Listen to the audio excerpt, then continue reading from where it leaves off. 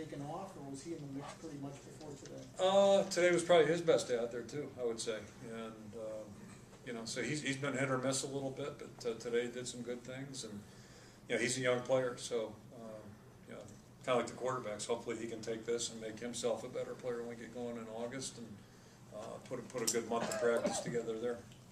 Looks a lot of no huddle today. Is that A, does it help the quarterbacks, and B, you move in that direction? Yeah, I don't know if it helps the quarterbacks. It maybe puts a little more pressure on them even, and but I think the harder we make it, that's not a bad thing. And one thing about it, we may use more of it, we may not. We'll see what it looks like. There have been times this spring where I would have said no way because it looks terrible, but we kind of anticipated that going in. It's a little tougher on everybody, the communication aspect, and then I think it also benefits the defense because we play so much of it during the course of the season. So I think the more we can do it in practice, it's not hurting us. It makes it a little bit more challenging for the offensive guys, but also it probably makes it more challenging for the defense if we can execute what we're doing on offense. And so I think at the end of the day, hopefully after 15 days we're better for it. Although again there were some times where it didn't look so good. I got to be honest with you there. In fact, it looked awful at times. So, but at least I think we're getting better.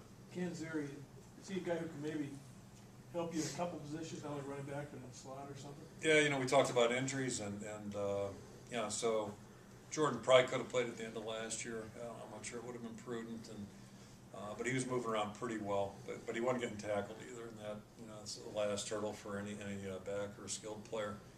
But he's really done a nice job this spring. He did okay over in Des Moines last Saturday. He had a really good day, probably his best day I think on our football team, and then he saw some good things today too. So we feel better about that. And then Mike Malloy, staying on the injury theme, Mike really hasn't been cleared. He worked a little bit with the trainers at the end of last week, I think. But I think Wednesday was his first day really going full speed as a football player, working with us. And I thought he did some really nice things today too. And he's a guy we're kind of intrigued with. So that's encouraging as well. And history has proven we need all the help we can get, especially at that position. With some, Damon Bullock has a little wide receiver on his resume. With running backs emerging, do you think that direction for him? Maybe? Yeah, and Damon, I touched on the linebackers.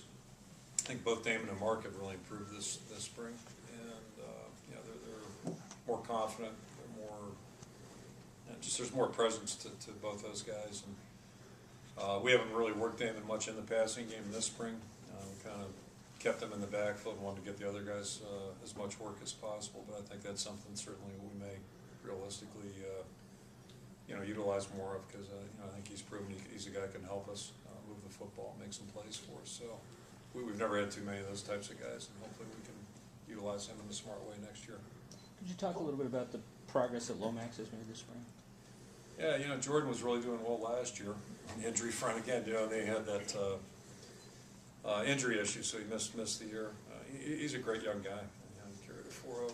Hope I'm not embarrassing him. I wouldn't be embarrassed. He had a 4.0 last fall. It was Dean's List last spring.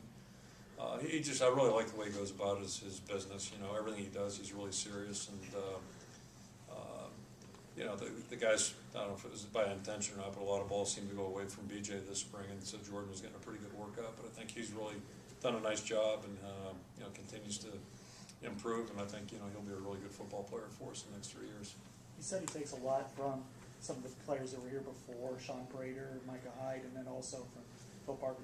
You mentioned his 4.0. He seems like a really good learner as well. He's just he's a delightful young guy. He's really serious about what he does. He's got a lot of the traits of some of our better players, and not that everybody gets a 4.0. That's pretty unusual, but he's serious about football.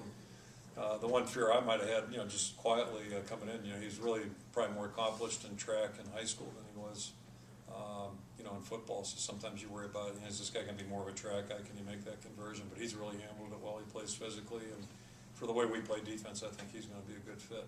Players and fans seem to enjoy the new spring format. What did you think about it?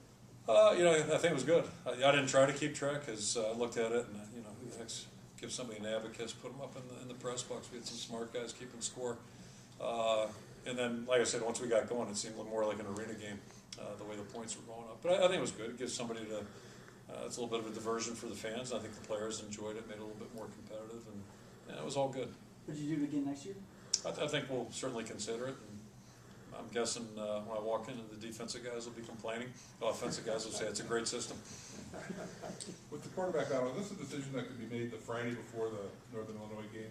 Yeah, I don't foresee that. Yeah, I think you never want to say something's absolute, but I got to think somewhere in August. At some point, we have to make a decision. We got to make a call, and if it's dead even, you do what you have to do. I don't know if things are dead even ever, but at some point, you got to get the team ready, and there's got to be, I think, a little bit of flow and continuity. So, we'll make a call when it's appropriate and just go from there. But right now, the good news is right now there's no pressure to have to do that. In 2008, you did kind of go back and forth with Ricky and Jake. Did you learn from that situation, and is that what you're playing to now, or you just didn't like it? You see them unfold all kinds of ways, and I'll go back to '87 because I was here then. Probably in the back of my mind, the lesson learned there was, the only thing I was sure of at the end of spring practice, and I was a dumb line coach, kind of like I am now. I just have a different title, but the only thing I was sure of at that point was Hartlieb was number 3. It was very obvious, and McGuire and Polholski, flip a coin. And then the way it all unfolded, whatever it took, 3 to 4 games, Hartley beats out a number 1 draft pick, a future number 1 draft pick, and Tommy had played well for us. So, you just never know how it's going to go. And we're talking about college guys that are developing and have the potential to improve. And I think right now, with it not being clear, I don't see any advantage of really making a call. I don't think our team's divided. I don't think the guys really care whoever's in there. They want the best guy in there, just like they do at every position. So, we'll let it go for a while and let the guys compete. And I think that's how you build good team morale too, is when everybody knows things aren't predetermined or decided on things that maybe aren't as tangible as you like. Or is that just kind of still be an open audition through August? Yeah, I kind of see it. Dominic clearly is our most experienced guy, and right now he's further ahead than any of the defensive ends. And then to me, you've got a group of guys that are kind of intriguing.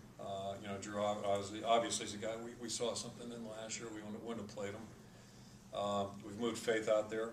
Riley McMahon is going back to the injuries. Riley really had last year rubbed out by injuries. He was out there, but he didn't look like the guy that we'd seen as a freshman.